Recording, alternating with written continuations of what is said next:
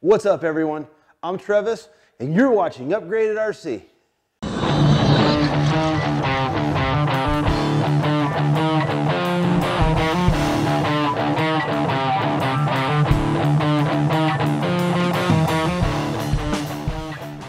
I am really loving this kit. I mean, there's just so much to do on it. I've actually had a chance to get out and crawl it twice for about an hour each time. Had a blast, thought it was awesome. Crawled great. I've been painting some stuff, guys. I've got my Upgraded RC sticker on here, and I put some bumpers on, and then I've done 5 upgrades, which I believe are essential to getting the most performance out of this kit. We've done video number 1, which was the 11-tooth pinion, and that really did help it crawl. If you didn't see that one, go watch that one. Next, in video number 2 here of our top 5 upgrades for the SCX10III and the SCX10III JT Gladiator, which is what this is. Today we're going to be talking about wheel spacers. These are from RC 4-wheel drive, and I'm sorry guys, I don't have the bag. I saved my bags to everything so I can show you guys part numbers and stuff, but for some reason I can't find it. But this is the RC 4-wheel drive 15 millimeter wheel spacer. Okay, that means it's 15 millimeters longer this way here, and I'll go ahead and show you guys, but it is right on. And then I weighed them also to see what kind of weight we were going to get out of it, and I got that coming up as well. And then I'm also going to show you guys how to install them the correct way. Yes, there is a correct way. I know it's super simple, but if you don't put one washer in a certain spot, you're going to have problems. So short of the bag, this is what's going to come in your kit. You will get 4 of these 15 millimeter wheel spacers, 4 of the wheel bolts, and 4 of these washers, and 4 of these washers, which they are different, make no mistake. Okay, so they're saying these wheel spacers here are 15 millimeters wider. Let's see what we got here. Man, that is right on exactly 15 millimeters. All right, well, let's see how much they weigh. We'll come over here to my trusty scale, and actually let's go ahead and check it against a 100-gram weight here and just see how accurate it is. It's been a while since I've used it. 99.9, I'd say that's pretty accurate, guys. Take that off, go back to 0. Let's see what one wheel spacer weighs. 9.3 grams. Okay, that's our weight on one. Now we just got to multiply that by 4 and we'll figure out what we got. Okay, so we found out that one wheel spacer weighs 9.3 grams. If you multiply that by 4 and do the math, that comes out to 37.2 grams, not even an ounce and a half. So you're not adding a whole bunch of weight, but I'll take it. I'll take whatever I can get. Down low, weight is good. Up high, no good. So we'll take the weight down there. We also know that our wheel spacer is 15 millimeters wider. So if you multiply that by 2, that's 30 millimeters, which comes out to just a hair under 1.25 inches wider.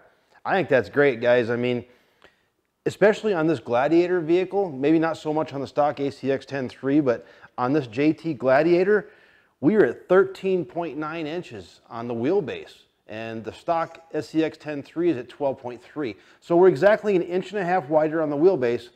Why not be a hair under 1.25 inches wider on our stance?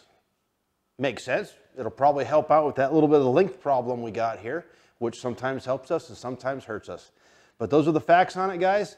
Let's go ahead and install them. All right, we'll put our medium-sized jack stand underneath here.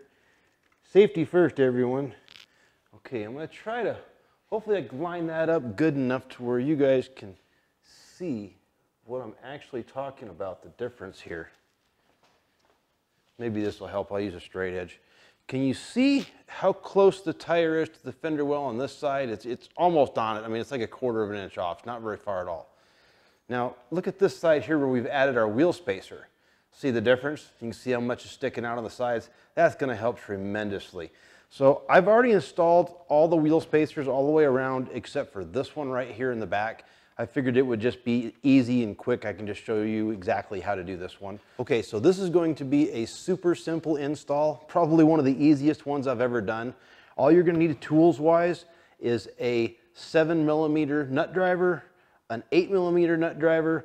This is the one to get the stock nut off the wheel and tire, which I guess You can also use your socket wrench if you need to that came with the kit. And then the 8mm is to go ahead and put this bolt on to hold your wheel on. You're also going to need a drill with a 13/16 drill bit. I'll show you why.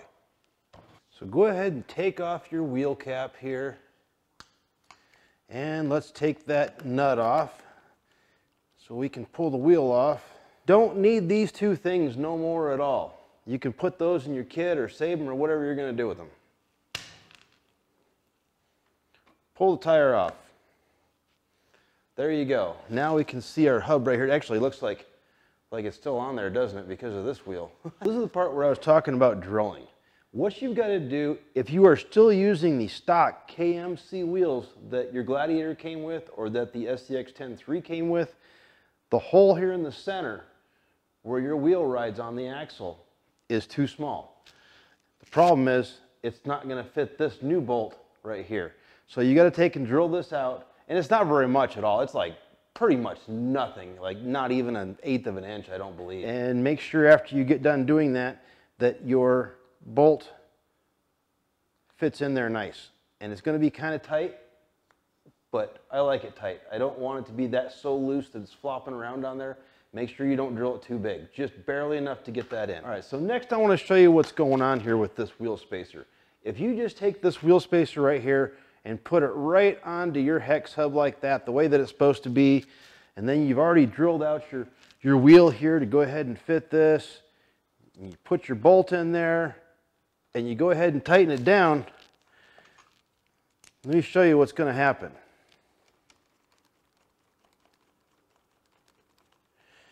Get it nice and snug. Okay, now it's nice and snug. Now let me show you what's going on here. See this, how it's binding up there? I barely have any movement at all. And if I really went snug, it's even worse, but I don't want to ruin it. See how that's not moving very freely? Watch. On this side here, see this tire? Can you hear that? How it goes back and forth and it's free moving. There's no binding issues on it at all. Well, this one right here is binding right now. I can feel it, it's rubbing. So that's what I was talking about. That washer goes in between the wheel spacer and the hub. It's very, very important. So what you're going to want to do, and there's two of these washers, I showed you that. One of these will fit and inside the spacer and one of them will not. The smaller one right here kind of looks like it's got chrome plating on it. That one is the one you're going to drop inside of your wheel spacer like that. Now you can go ahead and install your wheel spacer onto your hex hub the correct way. Now there's no more binding or issues because it's holding it off just that little bit. Okay, let's go ahead and install our wheel.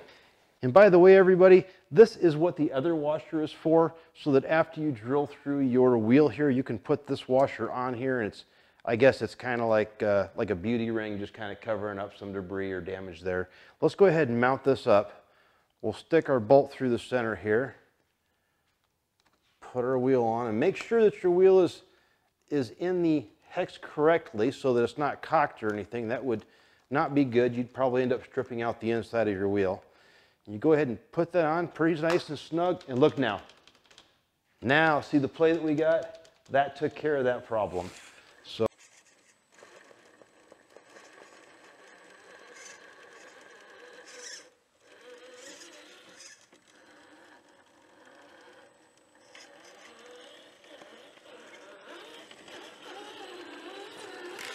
all right, well, that's pretty much going to wrap up video number 2 on wheel spacers. Next up, video number 3, going to be tires and wheels. Yes, we're going to get some Pit Bull tires, the Rock Beasts, and we're going to wrap them around some G-made aluminum wheels with bead locks. I'm going to show you guys how to cut the foam, if you want to, and how to mount them up correctly. And then we're going to put them on here and see what it looks like and take it for a test run. You're not going to want to miss that. Stick around for video number 3, coming up right after this. Till then, you guys have a good time. Go play, go run, go crawl, go jump, go bash, go do whatever makes you happy, guys.